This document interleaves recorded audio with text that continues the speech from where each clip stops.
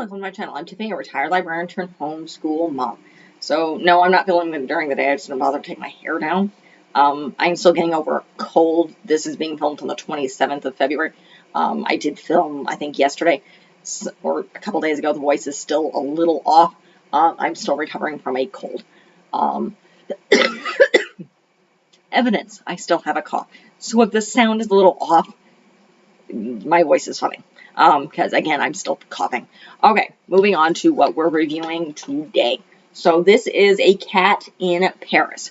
So this is a French film, though it has been voiced it has an American voice cast that includes Anjelica Huston. And let's see if there's anybody else I recognize on this. Marcia Gay Harden, who I remember from various other things. There's a few other people who did. Our main character, besides the little girl and not the cat, obviously, but the burglar is voiced by JB Blanc, who I've never heard of. But again, so what this little film is about is you have a cat the illustration shows him in like black and dark red. Again, this is a French film, so it's French animation, and he has kind of a double life as cats. He's an indoor-outdoor cat living in Paris. During the day, he belongs to this little girl whose father was a police officer. He had been killed. Her mother is a police officer as well. Her mother is trying to find this mob boss who killed her husband, and basically, the little girl has stopped talking, really. And so, but at night, he helps a burglar who's sneaking in and stealing things. He's never hurting anybody. It shows him kind of focusing on the rich and kind of stealing jewels and things by sneaking into windows. But he doesn't interact with anybody. So he's a cat burglar with the cat who's kind of and it shows him kind of jumping from the roofs of Paris. And then what ends up happening is, so the mother is very, very focused of this little girl, focused on capturing this mob boss who's come back into town. Maybe he's an art thief, something of the sort. But he's a bad guy. And again, the little girl isn't talking. But you come to the realization that the housekeeper / nanny who's been watching the little girl works for this bad guy. And I don't know whether they're trying to kill the mother or just grab the girl, because they do end up kidnapping the daughter. And the cat goes and gets the thief, and he helps her, and he gets the girl, and they eventually help the mother realize that the thief is not the bad guy, and they're running through and chasing basically the nanny and the mob gang, and they do end up capturing him at the end. So it's a very cute film. It's a little over an hour long. Me and my husband watched this. This was one of our movie night films, which is how I discovered this. It's kind of a mystery, which is the reason I chose it here in December. I believe that's when we're watching this. I'm filming this again. This is February. Yeah, this is A Cat in Paris is my first December film here. So again, I'm doing some mysteries just because it's December and, kind of cozy time. It's getting cold, though. This is Arizona. We're having a really wet winter here in 2023. So it's February. It's been really wet and rainy. And various other places have been very, very snowy. So we're not snowy. We're just wet. And cold and very, very windy. But again, December is kind of a cozy time, so I'm doing mysteries. And this is the first one, because it is kind of a mystery, because you don't know kind of what's going on. It slowly unravels of what's really going on. It's very, very cute. The cat burglar is the good guy.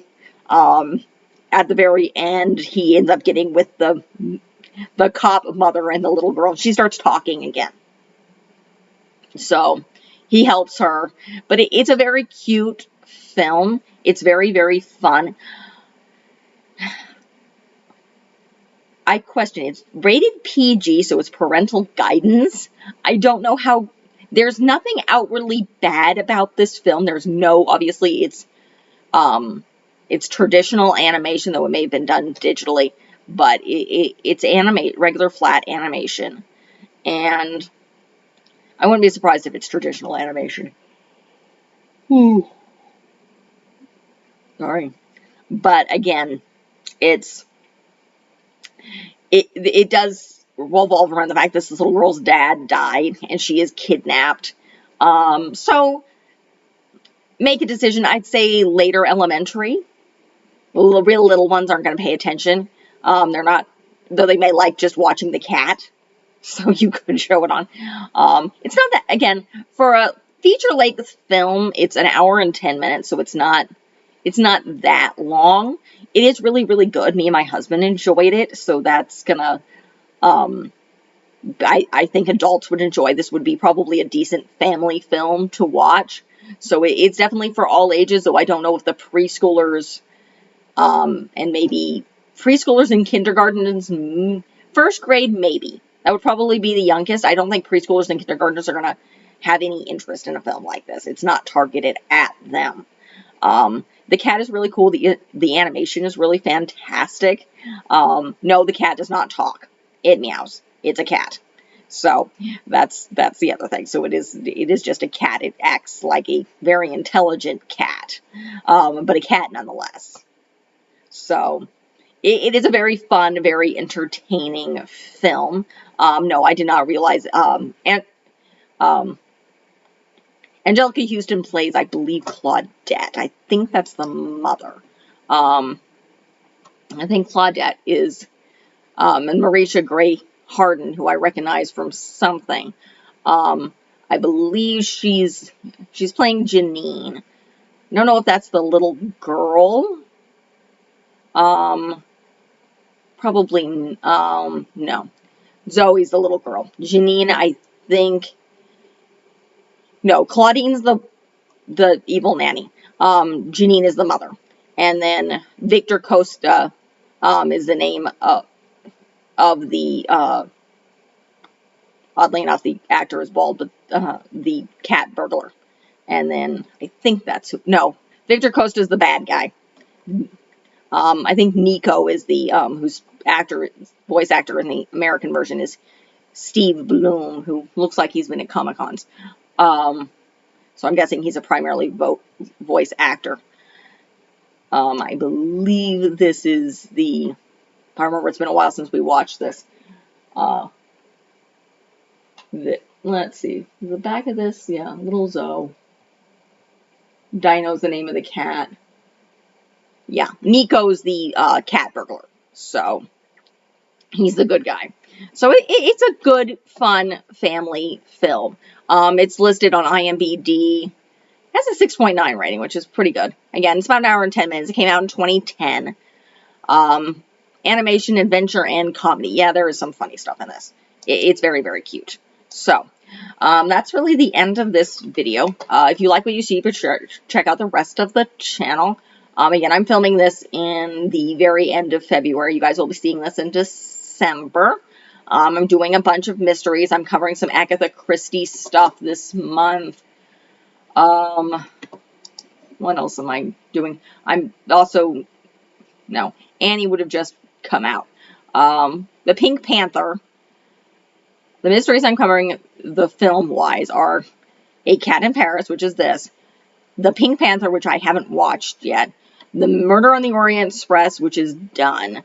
And Death on the Nile. So those are the mysteries that I am covering now. And Young Sherlock Holmes, which I actually have already. And I have to watch. So those are what's, movie-wise, that's what's coming forth. Book-wise, I just covered The Littlest Yak, which is, again, I'm covering just some wintry books. And I'm covering Community Soup. It looks like Across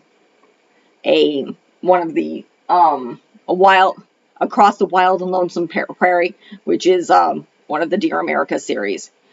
And let's see. It looks like I have a book called Behind the Masks, which I have no idea what the heck is. So, and yes, that is in fact a book. And along with what's going on right now is I am covering Kathleen Lasky's her Wolf series. I have covered the Guardians of Ga'Hoole. That would have finished earlier this year. In between that and the Wolves is a Meg Cabot series. I keep eyeing here. My brain is not working. I've painted and done a bunch of stuff today. I'm tired. Is Ellie Finkel's Rules for Girls is the book series. It's a Meg Cabot book series about a 9-year-old girl moving. So that's kind of in between. I will be covering Catherine Lasky's. The Polar Bear series will be finished coming in after the Wolves, so that will be starting the new year.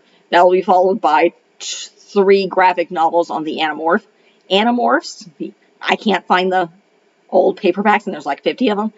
So I'm doing the graphic novels because that's what I got. That's going to be followed by an in-depth look at the Anne of Green Gables series, as well as the films and the TV series. So we will be going to that, and then I'll go back to mysteries, if you're really interested in that. I'm going to cover the first 19 books of the Boxcar Children, and then I'm going to do some mystery TV shows to counteract that. And then I think the final, for 2024, the final book series is the Wings of Fire, which I think is a little bit older. So that's on my list. So, and then I think January, my opposite besides doing the series, I'm going to do some unusual stuff on different odd hobbies, in this case. Glass blowing, metalworking, armor making. I think I have something else in there. So stuff like that. If you are thinking about, if you're familiar with Tamora Pierce and you're thinking I'm going to cover that with the Circle of Magic series, unfortunately I already did it. So you can check out my Circle of Magic. I also covered, earlier this year, I covered Elena, Linus Rampant, and the Wild Magic. So those have been covered as well. I also covered the Princess Diaries for Meg Cabot as well. So those were the series that I covered. If you're looking for something dark, 2022, I covered The Last Apprentice, which is why I ended up going to the Princess Diaries, because The Last Apprentice is horror, which is not really my taste. So along with that, I cover a bunch of other stuff. I mean, I cover Black History Month, I cover Asian History Month, this year I've covered LGBTQ stuff, as well as vaccines and unicorns and a whole bunch of an Asian History Month and stuff like that. So I definitely have a wide range of stuff that I cover. So again, I'm consistent. If you're looking for something consistent, my books come out Monday, my films and media reviews come out Friday. I have at least 2 videos a week. So like and subscribe, leave a positive comment if you have one, and thank you.